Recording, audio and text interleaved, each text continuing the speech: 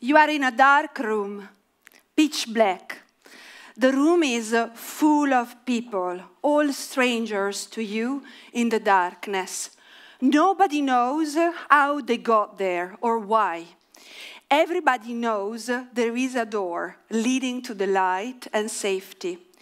Obstacles of all sizes and shapes arise in the room in unpredictable ways.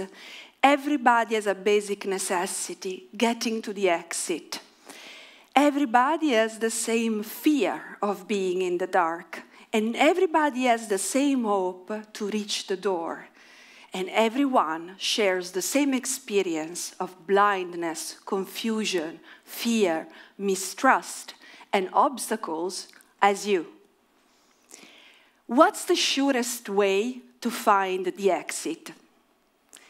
In the course of this talk, you will see some hints behind me, helping you resolving this riddle. So bear with me as we slowly work together towards the solution.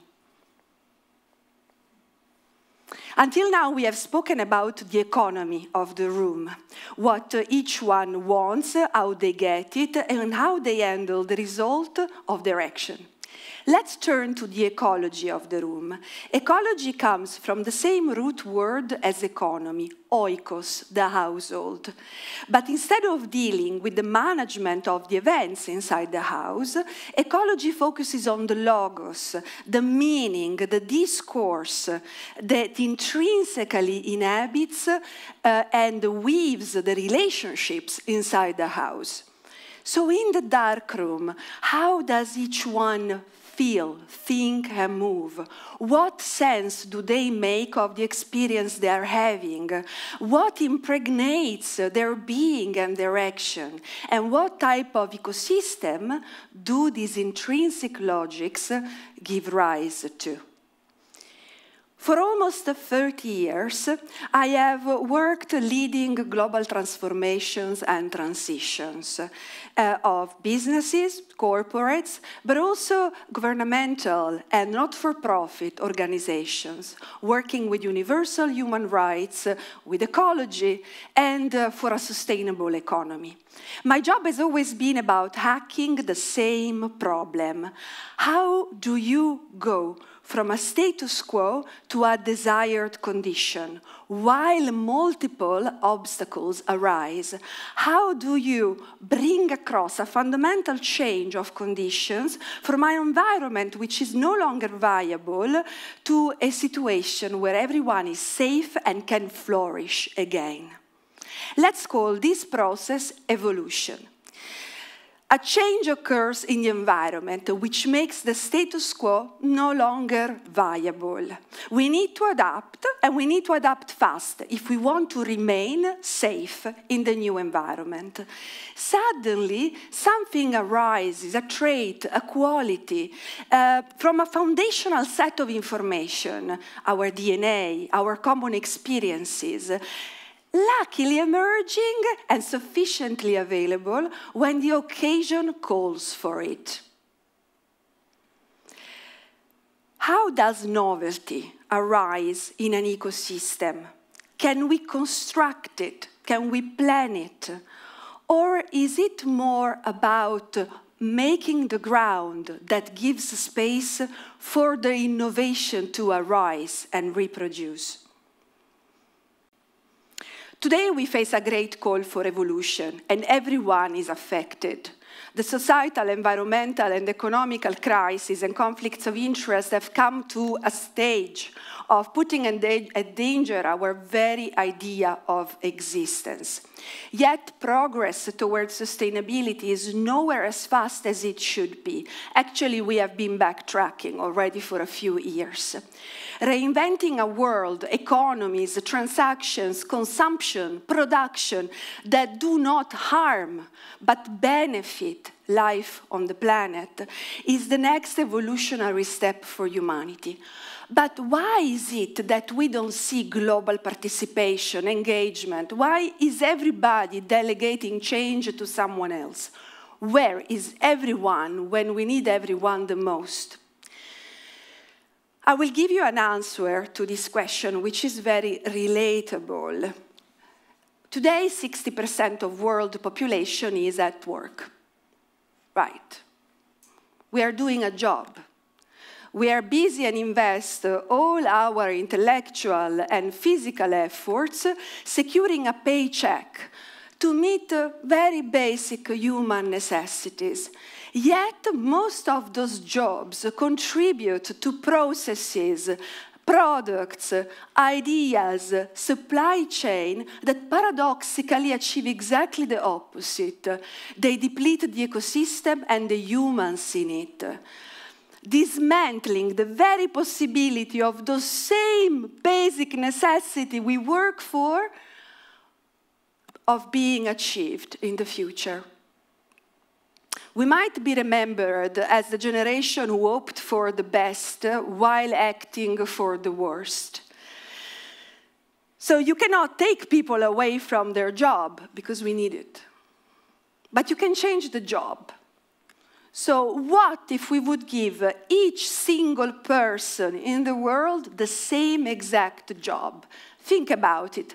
250 days per year, 40 hours a week, 5 billion people doing the same job. Now, that job would certainly have a good chance of getting done fast. The job is the following: build peace and prosperity for all lives on the planet. And it goes like this. You do exactly what is that you are doing today. Flying an airplane, preparing a P&L sheet, architecting a policy, deciding on an investment, PAing your CEO, teaching a lesson at school. But this time, you do it with another goal. The goal is that through your job, you need to build peace and prosperity for all lives on the planet. And it works like this. You look at your job, your own specific job, because you're very competent about it. You know the connections, the touch points, the supply chain, the execution, the process, the completion. You know each and every single element that fulfills the function of your job. But now you look at it with the big job in mind. And if you find any element along the process of your job that is designed to cause harm, you reform it, you tweak it into something that causes no harm, or even better, that causes a benefit. You do that along your job, and when you're done, you inform all the touch points, so you start a virtuous cycle. Every one of us does it along their own job, and together we build peace and prosperity for all lives on the planet. But what would be the requirements of such a job? Well, in the 5th century before Christ, our Greek ancestors came up with the idea of democracy as a way to secure peace and prosperity in virtuous ways.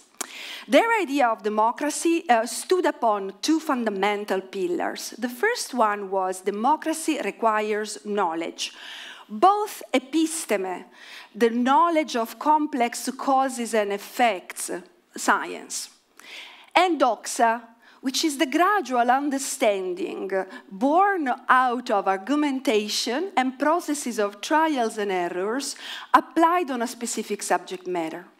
The second foundation of democracy was that democracy had to be direct and participatory. To this aim, imagine that the citizens in charge of judicial and administrative institutions were chosen randomly in the population, and most of the citizenship was regularly involved in the public life. Of course, to ensure the satisfaction of these two pillars, direct participation and knowledge, the Greeks needed a technology. This technology was also bifold. On one hand, a physical structure, the agora, the public square, where each citizen could come and be heard, informing of causal knowledge and debating the gradual understanding with others of specific practical approaches, deciding upon the same. The second part of this technology was economy. Economy, in the classic mind, was based on the fundamental belief in abundance, not scarcity. Nature would always produce more than humans need. The job of man is to handle this excess in virtuous ways, to meet the basic necessities, not to feed greed and arrogance. So the work of economy was to moderate consumption, ensure prolific production, in order to create a surplus. But this surplus could only be invested in two ways. On one end, the school, where citizens of all ages would go to practice philosophy, the active seeking of knowledge, which also included all the other sciences. The other form of possible investment was the public life, public institutions, so that everyone could devote their time to the art of democracy and participating to politics without limitations or hindrances. Generating profits in the classic idea of democracy made sense only for these two scopes, knowledge and direct participation. Slaves, on the other hand, did not have the right to participate to the political life, but they were granted food, housing, clothing, freedom of religion, freedom to run their own business, and freedom to buy their own freedom. So what was the difference between citizens and slaves? Let's look now back at that 60% of world population busy doing just one big job, our global workforce building peace and prosperity for all life on the planet. I started thinking what I could design, what technology would make possible enabling this function at scale in organizations, while fulfilling the requirement of direct participation and knowledge. With the help of educators, experts in sustainability, experts in large language models, and my friends, I started working on a prototype. And once the prototype was ready, I brought it into organizations, businesses, educational institutions, and corporates.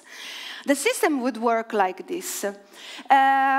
People from the same organization would all come in the same room, regardless of job, position, hierarchy, function, as equals, just as people, to look together at the one big job.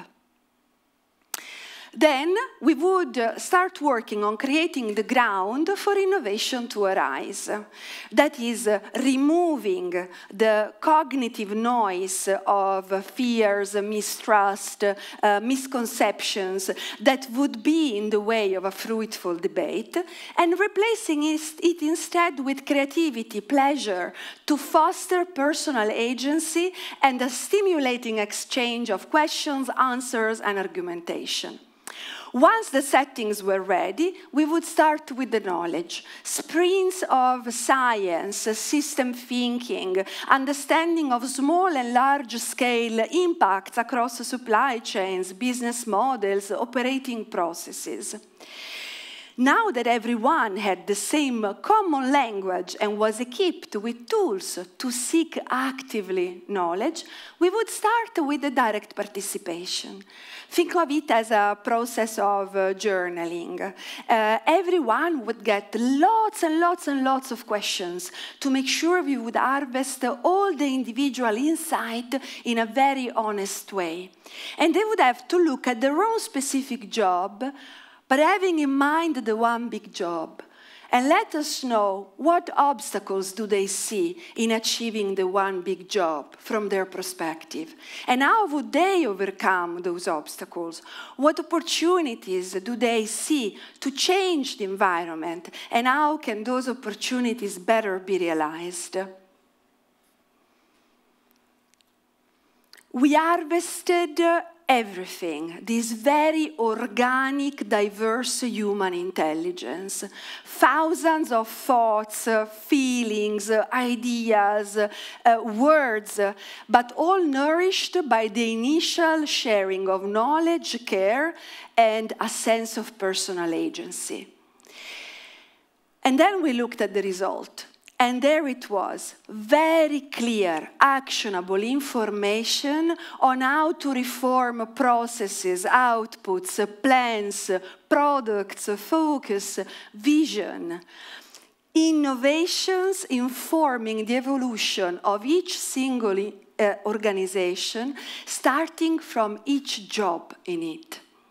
We used very fundamental human capabilities and the latest technology to look at the ocean of data that an intelligent organism produces when this organism in all its parts is asked to care and to seek insight in order to care better. Each organization did in a couple of days what would take months of consultants, experts, leaders to start seeing. And they did so using their own DNA, their human intelligence.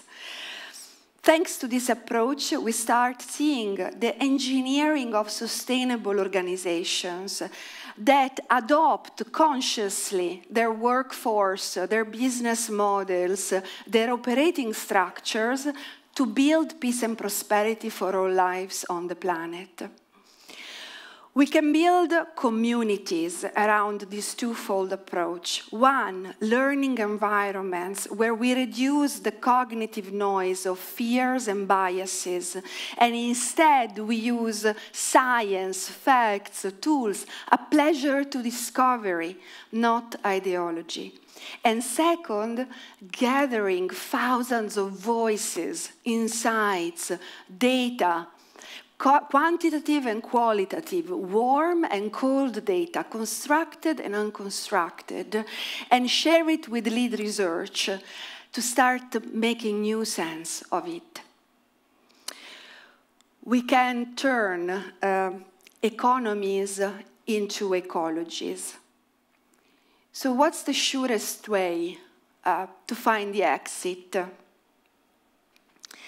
In the dark, where we are all the same in hope and fear, we need to hold hands. Grab the very first hands we find in the darkness in our proximity and keep that connection no matter what. Each one of us will meet some obstacles, and each one of us will be responsible to try and overcome them. But one of us, eventually, by chance, will be just through the door. And when that happens, because of the virtuous chain of relations we have established, everyone at once will also be in the light and safe. I would like to thank my teachers and my friends for everything I've said that has made sense to you. And for everything that doesn't, let's please do our best. We have a big job to do. Thank you.